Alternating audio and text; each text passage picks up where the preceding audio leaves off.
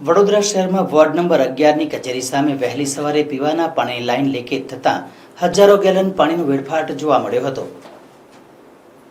ચોમાસાની ઋતુમાં લોકો પીવાના પાણી માટે વલખા મારી રહ્યા છે અને બીજી બાજુ પાલિકા તંત્ર લોકોને પીવાના પાણીની સુવિધા આપવામાં નિષ્ફળ નીવડ્યું હોય તેમ લાગી રહ્યું છે।